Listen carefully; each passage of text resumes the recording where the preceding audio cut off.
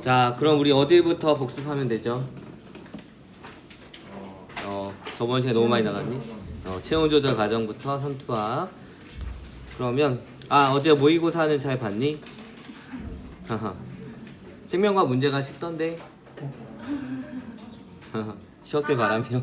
자, 그럴 수 있어요. 알겠죠? 자, 그러면 이제 복습해 보도록 하겠습니다. 자, 우리가 항상성 조절에 대해서 배우고 있는데 저번 시간에 체온 조절이랑 그 다음에 삼투압 조절에 대해서 배웠어요. 체온이라고 하는 것은 몸의 내부의 온도인 거고 열을 내 몸에서 만들어내는 열 발생량이랑 그 다음에 열을 내 몸에서 버리는 열 발산량을 조절해서 체온을 일정하게 유지를 합니다. 인목은 나왔었니? 네. 교감신경. 어제 모의 문제 나왔었지. 기억났어요? 인목은 나오지 않았어? 피부. 피부 근처 혈관?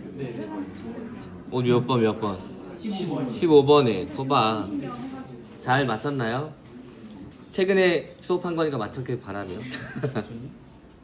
자, 그러면 추울 때 간내 시상하부에서 이것을 인지해가지고 얘는 지금 골격근의 떨림이기 때문에 얘만 체성신경인 거고 나머지 부신속질이랑 심장박동 촉진이랑 얘네들은 교감신경의 활성화예요. 알겠죠? 네. 자, 그래가지고 피부 근처 혈관을 수축하고 잇모근을 수축하고 땀 분비를 억제를 해서 열을 내 몸에서 이제 버려지는 열의 양을 감소시켜줍니다. 그 다음에 열 발생량을 증가시키는데 심장박동을 促진시키고 부신속질에서 에피네프린 분비를 증가시키고 그 다음에 골격근의 떨림, 체성신경 요거 적어놨죠? 네. 체성신경을 통해 가지고 골격근을 떨리게 해서 열 발생량을 증가시킵니다. 자, 그 다음에 TRH 분비를 증가시켜서 TSH 분비를 증가시키고 티록신의 분비를 증가시켜가지고 마찬가지로 간과 근육에서 물질 대사, 특히 세포호흡을 촉진을 시켜줘서 열 발생량을 증가시켜줍니다. 이렇게 해서 체온을 상승시켜주는 거예요. 자, 그 다음에 더울 때 마찬가지로 간내 시상하부에서 이것을 감지를 해서 교감신경의 활성을 떨어뜨립니다.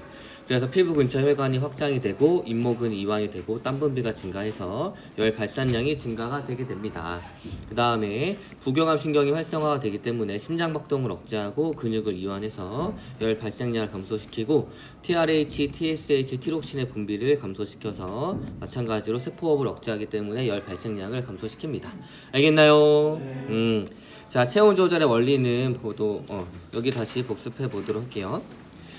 피부 온도 수용기를 통해 가지고 주변 환경 온도를 감지를 해서 고온 자극이 오게 되면 고온 자극에 대한 과정이, 저온 자극이 오게 되면 저온 자극에 대한 과정이 일어나게 됩니다.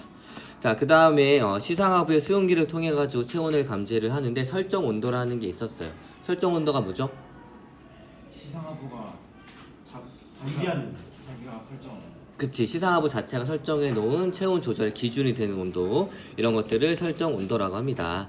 그래서 체온이 설정 온도보다 높으면 덥다라고 인식을 하고 체온이 설정 온도보다 낮게 되면 춥다라고 인식을 해서 이런 과정이 일어나게 됩니다. 그래서 설정 온도와 관련된 것들 그래프를 보도록 할게요. 얘는 시상하부의 설정 온도는 그대로인데 체온이 여러가지 이유에 의해서 높아지거나 낮아지는 겁니다. 이 부분에서는 지금 시상하부의 설정 온도랑 체온이랑 같기 때문에 춥다 또는 덥다라고 인식하지 못합니다. 그런데 운동이나 고온 등의 노출 등에 의해서 체온이 올라갑니다. 그렇게 되면 시상하부의 설정 온도랑 체온이랑 비교했을 때 체온이 훨씬 더 높죠? 그렇기 때문에 어떻다고 느껴요?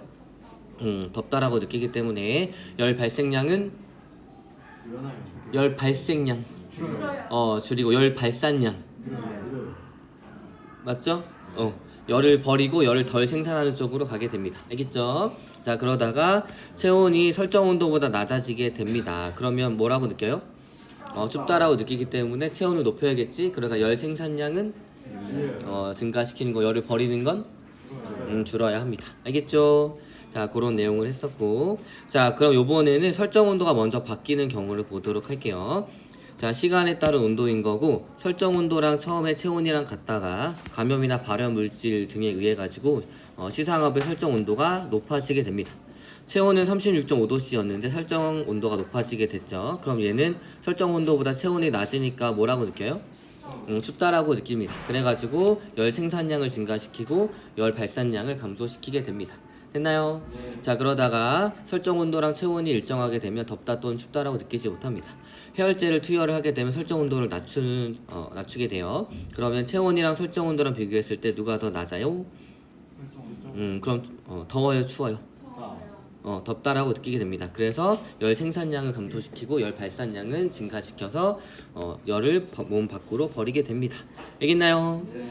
자, 그 다음에 시상하부에 직접 온도 자극을 가할 때 고온 자극을 주게 되면 덥다라고 인식을 하고 저온 자극을 주게 되면 춥다라고 인식을 합니다. 됐나요? 자, 그러면 이제 삼투압 조절에 대해서 알아보도록 하겠습니다. 이 부분을 공부할 때 삼투압, 내 몸이 짜면 삼투압이 높다, 오줌이 짜면 그치, 이런 식으로 짜면 삼투압이 높다라고 기억을 해주면 편하게 이해할 수 있을 거예요. 자, 그럼 혈장 삼투압은 혈장이 짠지 싱거운지 정상인지 요거를 보는 겁니다. 내 몸의 농도가 높아요. 그럼 혈장 삼투압이 높은 거야, 낮은 거야? 농도가 낮아. 내 몸의 농도가 높다는 얘기는 짜다는 얘기고, 그래서 혈장 속의 농도가 높다는 얘기는 짜다는 얘기고, 짜다는 얘기는 혈장 삼투압이 높다라고 생각을 해주면 됩니다. 자, 반대로 내 몸이 싱거우면 혈장 삼투압이 높은 거야, 낮은 거야? 낮은 겁니다. 자, 그러면 혈장 삼투압, 혈액 속에 있는 삼투압 조절 어떻게 해주냐? 콩팥에서 물과 무기압류의 제흡수량을 조절해서 해주는데 물의 제흡수 과정이 어디에서 일어나는지 잠깐 보도록 할게요. 얘는 혈관입니다. 그 다음에 얘는 물이 흐르는 또 다른 액체들이 흐르는 관인데 얘가 빠져나가게 되면 오줌으로 빠져나가게 돼요. 얘네들 오줌관이라고 합니다. 알겠죠? 자, 그러면 보도록 할게요. 우리 혈액 속에서 물이 여과가 돼서 빠져나옵니다. 여과된 양이 그냥 빠져나가게 되면 다 오줌으로 빠져나가게 되는데 이 혈관이랑 붙어있는 이 부분에서 제흡수가 일어나게 돼요. 됐나요? 자, 그래서 여과된 물의 양에서 제흡수된 양을 빼야지만 오줌으로 빠져나가는 물의 양이 나오게 됩니다. 맞나요? 자, 요 제흡수되는 과정에서 만약에 물의 제흡수가 많아지게 돼요. 그럼 오줌량이 증가해요, 감소해요? 감소하면 오줌이 싱거워져요, 짜요? 짜지니까 오줌 삼투압은 증가하게 되고 물의 제흡수량이 증가하게 되니까 혈액 속에 물의 양이 증가하겠죠? 그러면 혈액은 싱거워져요, 아니면 짜져요? 싱거워지니까 혈장 삼투압이 낮아지게 됩니다. 요 반대가 일어나게 되면 어떻게 돼요? 오줌 삼투압은 낮아지게 되고 혈장 삼투압은 제흡수가 잘 안 돼. 오줌의 양이 많아지지 물의 양이 많아진다는 얘기예요. 그러면 오줌이 싱거워지겠지. 자, 그럼 물의 제흡수가 잘 안 돼. 그러면 혈장에 물이 잘 들어오지 않으니까 혈장이 짜진다. 이렇게 생각해 주면 됩니다. 자, 여기에서 물의 제흡수를 촉진시키는 호르몬이 뭐예요? 항이뇨 호르몬이었습니다. 알겠나요? 자, 그 과정을 잠깐 보도록 할게요. 자, 체내 삼투압 조절입니다. 짠 음식, 땀 분비 등을 통해 가지고 혈장 삼투압이 증가했어요. 혈액 속의 삼투압이 증가했습니다. 간내 시상하부가 이것을 인지해 가지고 뇌하수체 후엽에서 ADH의 분비량을 증가시켜 가지고 콩팥에서 물의 제흡수량을 증가시킵니다. 그러면 물에 계속 혈관 속으로 들어오니까 혈장 삼투압이 낮아져서 정상 혈장 삼투압을 찾게 되는 거고 콩팥에서 물의 제흡수량이 증가하게 되니까 오줌량은 감소해서 오줌 삼투압이 증가하게 됩니다. 또한 갈증을 유발해서 물을 많이 마시게 해서 혈장 삼투압을 낮춰가지고 정상 범위의 혈장 삼투압을 찾게 되게 되는 거예요. 됐나요? 자, 요 반대로 물을 섭취를 했습니다. 그럼 혈장 삼투압이 감소하게 되고 간내의 시상하부가 인지를 해서 뇌하수체 후엽에서 ADH 분비량이 증가되어 감소되어 감소시킵니다. 그럼 물의 제흡수가 증가되어 감소되어 감소가 됩니다. 그래서 오줌으로 빠져나가는 물의 양이 많으니까 오줌 삼투압은 감소하게 되고 콩팥에서 물의 제흡수량이 감소하게 되니까 혈액 속으로 들어오는 물의 양이 줄어들어가지고 혈장 삼투압이 높아져서 정상 범위의 혈장 삼투압을 찾게 되는 거예요. 알겠나요? 자, 그다음에 그 밑에 글에서 요거 하나만 더 추가돼서 설명하면 혈장 삼투압이 정상보다 높을 때는 콩팥에서 물의 제흡수가 촉진이 되니까 혈액 내의 물의 양이 증가돼서 혈압이 증가하게 됩니다. 알겠나요? 그 다음에 이거 얘기해준다 그랬지, 공개적으로. 자, 이거 어디까지? 여기 GH가 빠졌다고 합니다. 권민성 학생이 이렇게. 우와. 아무튼 생장 호르몬 약자로 GH가 빠졌으니까 그거 추가해 주도록 하세요. 알겠죠?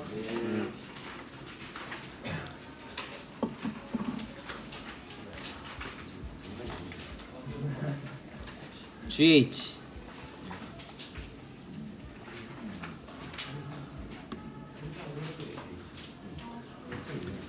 적었니? 자, 그러면 이제 진도 나가보도록 하겠습니다. 삼투압과 관련된 그래프예요. 이거부터 하면 되죠? 네. 자, 삼투압 조절과 관련된 그래프입니다. 한번 보도록 할게요. 그림은 건강한 사람의 혈장 삼투압 변화에 따른 항이뇨 호르몬의 농도와 이 사람이 다량의 물을 섭취하였을 때 시간에 따른 혈장과 오줌 삼투압의 변화를 나타낸 겁니다. 그래서 ADH와 혈장 삼투압과 오줌 삼투압의 관계를 여러분들이 알면 돼요. 자, 혈장 삼투압이 높아진다는 얘기는 내 몸이 계속 짜진다는 얘기겠지? 그럼 물을 오줌으로 계속 버리면 돼, 안 돼? 안 되니까 물의 제흡수량을 늘려야겠지? 그럼 ADH의 분비량은 증가하게 됩니다. 그래서 혈장 삼투압이 높아질수록 항이뇨 호르몬의 농도가 높아져서 물의 제흡수를 빨리빨리 더 많이 하고 있는 거예요. 알겠나요? 자, 그 다음에 이 그래프를 보도록 하겠습니다. 시간, 그 다음에 삼투압인데 하나는 오줌이고 하나는 혈장 삼투압이에요. 요때 물을 섭취를 합니다. 자, 그럼 물을 섭취를 하면 내 몸이 싱거워질까 짜질까? 싱거워집니다. 그럼 물의 제흡수가 촉진이 돼야 돼, 억제가 돼야 돼? 억제가 되니까 ADH 분비량은 감소하고, 그러면 오줌으로 빠져나가는 물의 양은 증가하니까 오줌 삼투압은 높아져야 낮아져요? 낮아지게 됩니다. 자, 그래서 혈장 삼투압이 낮아져서 선생님 방금 설명한 내용 때문에 오줌 삼투압도 같이 낮아지게 돼요. 알겠나요? 근데 이게 바로 한 번에 순간순간이 되는 게 아니라 오랜 시간이 걸린다는 얘기예요. 물 마시고 한 3시간 정도 돼야지 정상으로 찾아온다는 얘기입니다. 알겠죠? 자, 그러면 여기에는 혈장 삼투압이 낮고 여기에는 혈장 삼투압이 높아요. 자, 1과 2 중에 ADH의 분비량 어디가 더 높을까? 1은 혈장 삼투압이 낮고 2는 얘보다 높지? 그럼 어디가 더 ADH 분비량이 높아? 2에서 얘보다 높습니다. 알겠죠? 얘는 이미 혈장 삼투압이 낮으니까 물의 제흡수를 더 촉진하면 안 되겠지? 이런 식으로 두 가지 영역을 비교해 줄 수 있으면 됩니다. 자, 글로 한번 보도록 할게요. 혈장 삼투압이 높아질수록 항이뇨 호르몬의 농도가 높아지게 됩니다. 혈장 삼투압이 높아지면 ADH 분비가 촉진된다는 것을 알 수 있습니다. 자, 구간 1. 혈장 삼투압이 낮아져서 같은 시간 동안 생성된 오줌의 양은 증가하고 오줌 삼투압은 그래서 감소하게 됩니다. 왜냐하면 항이뇨 호르몬의 분비량의 감소로 수분의 제흡수가 억제가 되기 때문이에요. 자, 그 다음에 구간 2에서는 혈장 삼투압이 높아져가지고 같은 시간 동안 생성된 오줌량이 감소하게 됩니다. 그래서 오줌 삼투압은 증가하게 됩니다. 오줌 생성량이 감소한 이유가 항이뇨 호르몬의 분비량이 증가가 되기 때문이에요. 알겠나요? 자, 그러면 체내 삼투압 조절에 대해서 이제 나트륨의 제흡수를 촉진하는 과정을 배우도록 하겠습니다. 자, 결국에는 삼투압 조절이란 얘기는 농도를 조절해주면 되는데 물의 양을 조절하는 경우도 있고 대표적으로 나트륨 이온을 조절해주는 경우도 있어요. 우리가 지금까지는 ADH에 의한 물의 양을 조절하는 걸 배웠고 지금부터는 나트륨의 제흡수를 통한 조절에 대해서 한번 알아보도록 하겠습니다. 자, 무기질 코르티코이드 어디서 나와요? 무슨 걷지? 그쵸, 부신 겉질에서 장질 코르티코이드랑 무기질 코르티코이드가 나옵니다. 알겠지요? 자, 이 무기질 코르티코이드를 다른 말로 알도스테론이라고 합니다. 이건 뭐냐면 이 무기질 코르티코이드는 콩팥 세뇨관에서 나트륨의 제흡수를 촉진시켜 줍니다. 세뇨관이 어디냐면 아까 얘가 세뇨관이에요. 알겠나요? 그 여러 가지 세뇨관이 합쳐져가지고 큰 오줌관이 되는데 아무튼 여기에서 물도 제흡수가 일어나게 되고 그 다음에 나트륨의 제흡수도 일어나게 됩니다. 알겠어요? 자, 그러면 다시 보게 되면 나트륨의 양은 부신 겉질에서 분비되는 무기질 코르티코이드에 의해서 조절이 됩니다. 이 알도스테론의 분비량은 내하수체 전엽에서 조절을 받지 않고 나트륨 농도에 따른 혈압 변화에 의해서 조절이 됩니다. 자, 혈액 속에 나트륨량이 많을 때, 즉 혈장 삼투압이 높을 때가 어떻게 된다 그랬냐면 콩팥에서 제흡수되는 물의 양이 증가하니까 혈액량이 증가해서 혈압이 증가한다라고 설명을 했었죠. 혈압이 증가하게 되면 어차피 혈장 삼투압이 높다라는 뜻이니까 그래서 알도스테론의 분비량이 이때 증가하게 됩니다. 그래서 나트륨의 제흡수를 억제해가지고 혈장 삼투압을 감소시키는데 또 영향을 주게 되는 거예요. 됐나요? 혈장 삼투압이 너무 높아. 그래서 물을 많이 제흡수를 하고 있어. 이것 때문에 혈압이 높아져. 이게 또 신호가 돼가지고 이 알도스테론의 분비량을 감소시켜가지고 나트륨의 제흡수도 억제를 하는 거예요. 됐나요? 자, 그 다음에 혈액 속의 나트륨 양이 적을 때, 즉 혈장 삼투압이 낮을 때는 콩팥에서 재흡수되는 물의 양이 감소하게 됩니다. 그러면 혈액 양이 감소하기 때문에 혈압이 감소하게 돼서 알도스테론의 분비량이 증가하게 됩니다. 이 알도스테론이 이제 나트륨의 재흡수를 촉진시키기 때문에 혈장 삼투압을 증가시켜가지고 혈장 삼투압을 정상으로 올리게 되게 되는 거예요. 알겠나요? 이 과정 이해됐니? 네. 이 알도스테론은 혈압에 의해서 직접적으로 영향을 받습니다.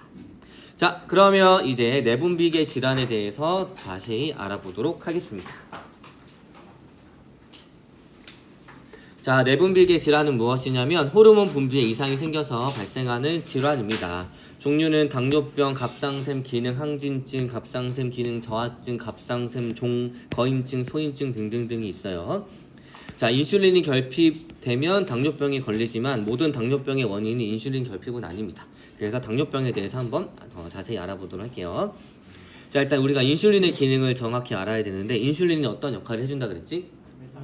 혈당량을 낮춰주는데 하나는 간에 가서 하나는 체세포로 가서 간에서 무슨 역할을 해요? 글리코젠으로 합성을 해주고 그 다음에 체세포로 가서는 흡수를 촉진시켜주지. 어떻게 흡수를 체세포에서 촉진시켜주는지 한번 알아보도록 할게요. 자, 이자의 어떤 세포에서 인슐린이 나와요? 그렇지, 베타세포에서 인슐린이 나오게 됩니다. 정상적인 경우에는 선생님이 그 호르몬 맨 처음 설명했을 때 호르몬도 자기 수용체가 세포가 가지고 있는 수용체가 있고 이 수용체 모양이 맞는 애를 결합시켜가지고 그 신호가 전달이 된다라고 했던 거 혹시 기억나니? 자, 그 과정이에요. 체세포들도 인슐린을 결합할 수 있는 인슐린 수용체를 가지고 있습니다. 그래서 인슐린이 요 수용체에 결합을 하게 되면 여러 가지 신호 전달이 일어나가지고 어떻게 되냐? 이 포도당을 통과시킬 수 있는 막 단백질이 세포막에 생기게 됩니다. 일단 포도당은 세포막 인지질 이중층으로 되어 있고 거기 안에 단백질들이 막 박혀 있다고 했던 거 혹시 기억나니? 그렇지. 막 단백질이 있어요. 그런데 이 포도당은 인지질 이중층을 직접 통과하지 못하기 때문에 막 단백질의 도움을 받아야 합니다. 됐어요? 자, 그래서 이 막 단백질이 있느냐 없느냐가 포도당이 체세포 안으로 들어가느냐 안 들어가느냐 이걸 결정할 수 있어요. 자, 그런데 인슐린 수용체에 인슐린이 결합하게 되면 포도당을 통과시킬 수 있는 막 단백질이 세포막에 생기게 됩니다. 그러면 이 막 단백질을 통해 가지고 포도당이 세포 안으로 들어오게 되는 거예요. 됐나요? 이게 인슐린의 기능이었어요. 자, 그러면 만약에 인슐린이 안 나오면 수용체 결합을 안 하니까 이 수용체가 세포막에 생겨 안 생겨? 안 생기지, 그치? 그럼 포도당이 세포 안으로 들어와 안 들어와? 안 들어오고 계속 혈액 속에 떠다니겠죠? 그러니까 혈당량이 계속 높게 되는 거예요. 됐나요? 자, 그게 바로 방금 1형 당뇨병 타입이었습니다. 방금 설명한 내용이. 자, 만약에 인슐린이 나오지 않아요. 그러면 인슐린 수용체는 정상이지만 인슐린이 결합하지 않기 때문에 이 포도당을 통과시킬 수 있는 막 단백질이 세포막에 생기지 않습니다. 그러니까 혈액 속에 있는 포도당이 세포 안으로 들어가지 못해서 혈당량이 높아지고 얘가 오줌으로 나오기 때문에 당뇨병이 생기게 되는 거예요. 됐나요? 이게 1형 당뇨병이고 얘는 보통 유전 때문에 많이 생기기 때문에 소아 당뇨병이라고도 합니다. 그래서 주기적으로 자기 배에 이렇게 인슐린 주사를 꽂아야 되는 거예요. 됐나요? 자, 그럼 만약에 인슐린은 정상적으로 분비가 되는데 요 수용체가 문제가 생겼을 때 마찬가지로 결합을 못 하겠죠? 그래서 아무런 신호가 오지 않기 때문에 막 단백질이 세포막에 생기지 않습니다. 그래서 포도당이 통과할 수 있는 막 단백질이 세포막이 없기 때문에 포도당이 세포 안으로 들어가요, 안 들어가요? 안 들어가게 됩니다. 맞죠? 그렇기 때문에 혈액 속에 계속 포도당이 높아진 상태로 오줌으로 빠져나오기 때문에 당뇨병이 걸리게 되는 거예요. 자, 이런 것들은 2형 당뇨병이라고 합니다. 그래서 얘는 인슐린은 정상적으로 분비가 되지만 수용체에 문제가 생기는 거예요. 알겠나요? 자, 그러면 다시 글로 정리해 보도록 할게요. 인슐린의 기능은 혈액 속에 포도당을 조직세포로 넣어서 혈당량을 낮추는 건데 인슐린과 관련된 문제가 생기게 되면 당뇨병이 생기게 됩니다. 자, 1형 당뇨병, 소아 당뇨병이라고도 하고 이때는 인슐린이 없어서 문제가 되기 때문에 인슐린을 투여하면 당뇨병이 치료가 됩니다. 그래서 인슐린 의존성 당뇨병이라고 합니다. 이자의 베타세포의 파괴 등에 의해서 인슐린의 분비량이 부족해서 혈당량을 낮추지 못하고 그래서 인슐린 투여 시에 혈당량이 낮아지기 때문에 인슐린을 주기적으로 투여를 해줘야 합니다. 됐나요? 자, 그다음 E형 당뇨병은 인슐린 비의존성 당뇨병이에요. 인슐린은 정상적으로 분비가 되지만 조직세포에 있는 인슐리가 아니라 인슐린으로 바꿔주세요. 알겠죠? 그다음 여기 뒤에 있는 거는 지워주면 돼요. 알겠죠? 자, 인슐린은 정상적으로 분비가 되지만 조직세포에 있는 인슐린 수용체 여기 추가해줘야겠다. 수용체 뭐가 빠졌나 했더니 인슐린 수용체 자, 인슐린 수용체가 자, 인슐린 수용체가 제대로 작동하지 않아 혈당량을 낮추지 못합니다. 그래서 나이가 많을수록 비만일수록 발병률이 증가하게 되고 인슐린을 투여해도 혈당량이 낮아지지 않습니다. 알겠나요? 자, 그래서 1형과 2형 당뇨병이 있어요. 여기 이렇게 수정해 놨니? 자, 그러면 밑에 그래프를 보면서 한번 복습해 보도록 하겠습니다. 자, 그러면 건강한 사람 1형 당뇨병, 2형 당뇨병 환자가 각각 같은 양의 주스를 마시는 시간에 따른 혈당량과 인슐린의 농도를 나타낸 겁니다. 주스를 마시는 90분을 경과했을 때 사람의 정상 혈당량이랑 이제 인슐린 농도를 보도록 할게요. 자, 건강한 사람, 그 다음에 1형 당뇨병, 2형 당뇨병 환자입니다. 자, 일단은 건강한 사람도 먹으면 혈당량이 높아지게 됩니다. 그렇지만 인슐린이 정상적으로 분비가 되고 정상적으로 작동을 하기 때문에 혈당량이 다시 정상치를 찾아서 내려가게 되는 거예요. 됐나요? 자, 그런데 1형과 2형 둘 다 당뇨병 환자죠. 그래서 혈당량이 정상인보다 높은 상태가 계속됩니다. 혈당량이 정상적으로 낮아지지 않는다는 얘기예요. 알겠나요? 자, 그래서 요 세 개를 비교했을 때 이 두 사람이 당뇨병 환자이다 라고 여러분들이 알 수 있어야 합니다. 됐어요? 정상인 사람은 혈당량이 높아졌다가 다시 정상치로 낮아지게 되는데 당뇨병 환자들은 높아진 상태로 계속 유지가 됩니다. 됐어요? 그래서 정상보다 높다. 그래서 당뇨병 환자다. 이런 식으로 확인해 주면 되고, 그 다음에 1형 당뇨병 환자와 2형 당뇨병 환자를 구분할 때는 요 인슐린 농도로 보면 됩니다. 1형 당뇨병 환자는 인슐린이 분비가 돼요, 안 돼요? 안 되고, 2형 당뇨병 환자는 인슐린은 정상적으로 분비가 되겠죠. 자, 건강한 사람의 경우에는 혈당량이 높아지니까 인슐린이 높아지게 되고 혈당량이 낮아지니까 다시 인슐린이 낮아지게 됩니다. 그런데 얘는 당뇨병 환자인데 인슐린 농도가 변화가 크게 없어요. 인슐린이 분비가 잘 안 된다는 얘기겠지. 그러니까 당뇨병이 있는데 인슐린이 잘 분비가 안 돼. 그러니까 1형 당뇨병 환자다라고 여러분들이 파악할 수 있으면 됩니다. 됐나요? 네. 자, 2형 당뇨병 환자. 당뇨병 환자인데 인슐린은 정상적으로 분비가 됩니다. 그렇기 때문에 인슐린의 문제는 없고 수용체 문제가 있는 2형 당뇨병 환자이다 라고 여러분들이 확인할 수 있습니다. 됐나요? 네. 자, 그러면 이제 갑상샘 질환에 대해서 한번 알아보도록 하겠습니다. 자, 갑상샘에서 어떤 호르몬이 나와요? 티록신. 자, 티록신이 나오는 과정에 대해서 한번 얘기해 보도록 합시다. 어디에서? 오, 그렇지. 간내 시상하부에서 TRH가 나오면 TSH가 어디서 나와? 뇌하수체 전엽에서 TSH가 나오고 갑상샘에서 티록신이 나오지. 티록신의 기능은 유지대사 촉진. 그렇지, 좋아요. 자, 그러면 갑상샘 질환에 대해서 한번 알아보도록 하겠습니다. 갑상샘 기능 항진증, 저하증, 갑상샘 종이 있는데 갑상샘 기능 항진증은 무엇이냐면 티록신의 분비가 정상인보다 많아요. 그러니까 물질대사가 촉진이 되겠지. 그러니까 대사량이 매우 많습니다. 그래서 체온이 상승이 되고 땀이 분비가 되고 체중이 감소하게 되고 심박수랑 심박출량이 증가하는 특징을 가져요. 됐나요? 그 다음에 갑상샘 기능 저하증은 티록신의 분비가 정상인보다 적습니다. 그래가지고 대사량이 감소해서 추위를 많이 타고 동작이 늘어지고 체중이 증가하고 심박수랑 심박출량이 감소하게 됩니다. 여기까지는 됐죠? 얘는 티록신의 양이 너무 많은 거고 티록신의 양이 적게 분비가 되는 거예요. 됐나요? 네. 자, 이제 갑상샘 종에 대해서 한번 알아보도록 할 건데, 자, 일단 티록신이란 호르몬을 만드는 주성분은 무엇이냐면 아이오딘이에요. 아이오딘 들어봤니? 아이오딘 어디에 들어있어? 비타민.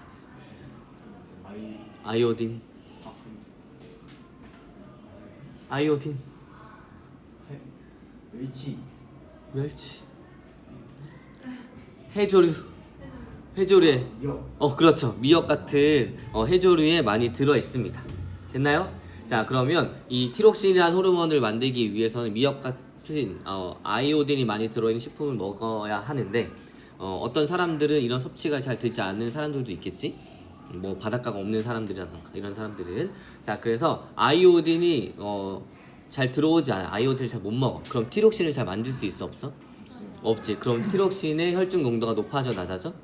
낮아지게 되겠지. 그러면 우리 몸 그 간내의 시상하부랑 그 다음에 내학수제 전엽에서는 티록신의 농도가 너무 낮으니까 계속 갑상샘을 자극하는 과정이 일어나겠지.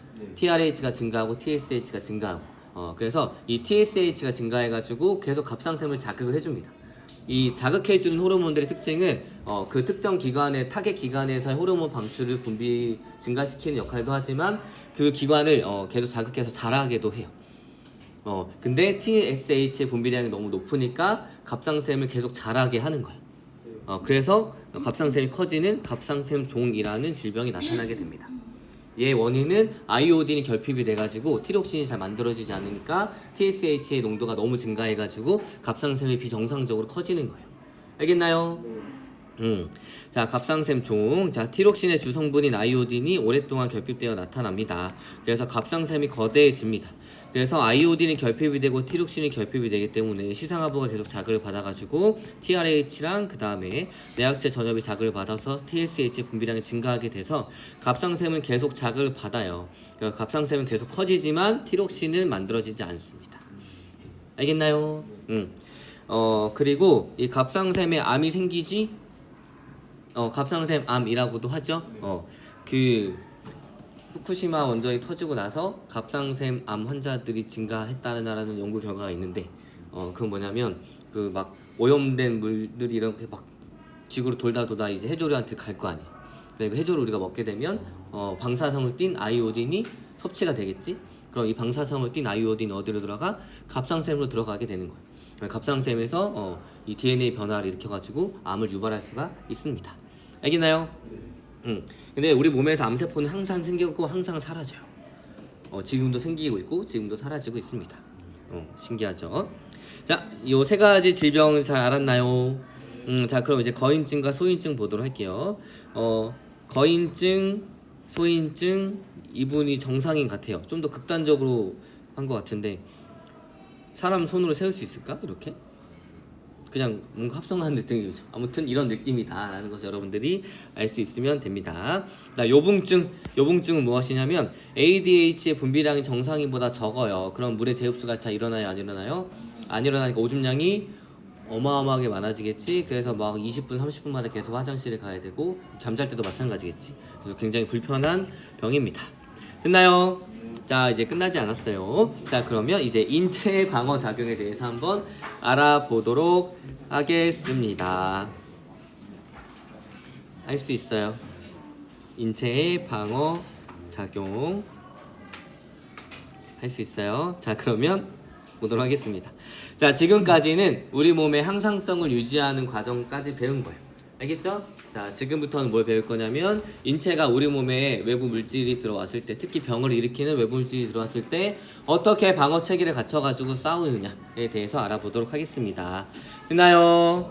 자, 그럼 이제 질병을 일단 구분해 보도록 할게요. 내 몸이 아픈 것을 질병에 걸렸다고 얘기를 합니다.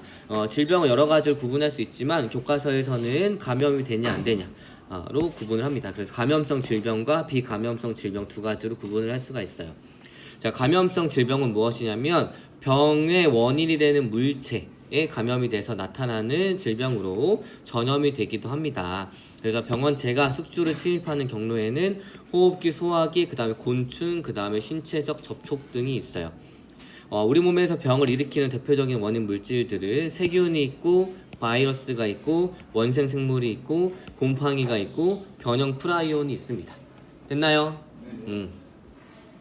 자, 그 다음에 비감염성 질병은 무엇이냐면 병원체가 없이 그냥 내 몸이 이상해져서 나타나는 질병이라고 생각해주면 돼요. 생활 방식, 유전 환경 등 여러 가지 원인으로 발생을 하며 이 병원체가 없기 때문에 다른 사람한테 전염이 될까요? 안 될까요?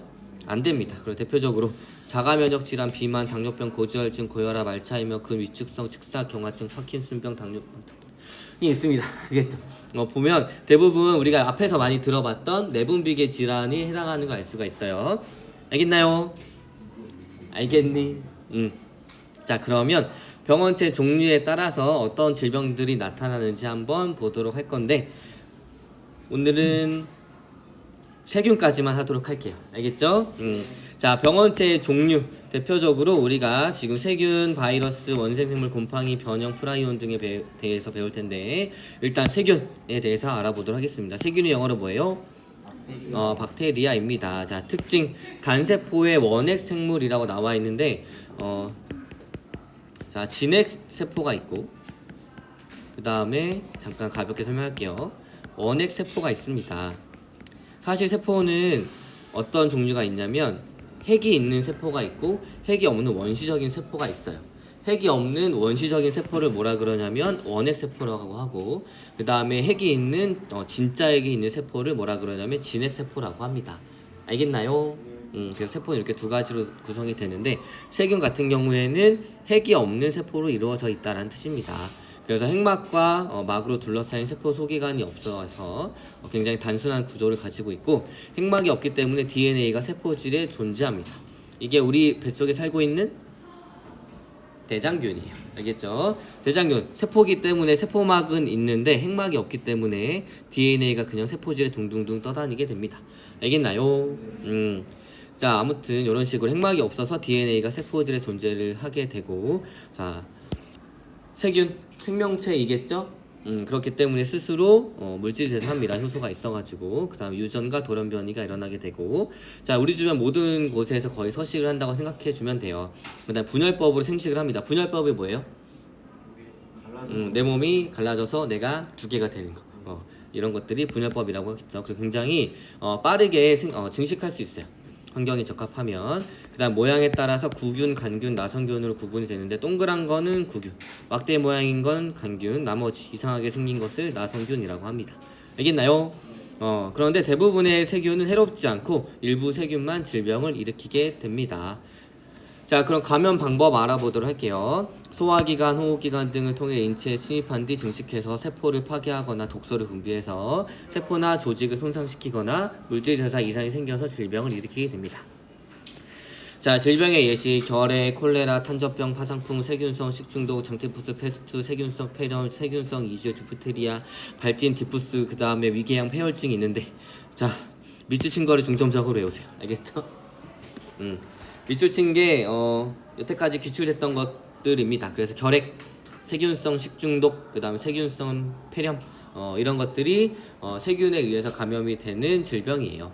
알겠나요? 알겠니? 자, 그다음 치료는 어떻게 하냐면 항생제를 이용을 합니다. 항생제는 뭐예요? 항생제. 세균을 억제하는 거야. 항진균제 들어봤니?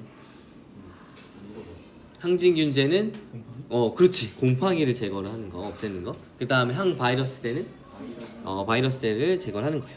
자, 항생제를 사용을 하는데 이 항생제는 세균이 없는 핵이 없는 세포한테 작용을 합니다. 핵이 없는 세포한테. 그러면 사람 세포는 핵이 있지? 그러니까 항생제는 사람 세포를 공격할 수 있어 없어? 없습니다. 그렇지만 왜 많이 쓰면 안 되냐고 하냐면 항생제를 과도하게 사용하게 되면 항생제 내성 세균이 나타날 수 있기 때문이에요. 알겠나요? 자, 항생제 세균을 죽이거나 증식을 억제하는 물질로 사람의 세포에게는 피해를 주지 않습니다. 그렇지만 항생제 내성 세균이 나타날 수도 있고 우리 장내의 세균한테도 영향을 미치기 때문에 항생제를 너무 과도하게 사용하면 안 돼요. 자, 대표적인 항생제는 페니실린이 있습니다. 이게 바로 최초의 항생제이고 그 다음에 엠피실린, 테트라마이신, 테트라사이클린 등이 있어요. 알겠나요? 자, 그래서 결핵 검사 우리 올해 했었나? 작년에 했었나? 학교에 오면 막 엑스레이 한 번씩 다 찍게 하잖아. 그게 바로 결핵이 있는지 없는지 확인하는 거예요. 버스에서 찍는 거. 그래서 결핵 환자의 폐는 이런 식으로 뿌옇게 나타나게 됩니다. 그래서 결핵균이 있는 걸 알 수가 있어요.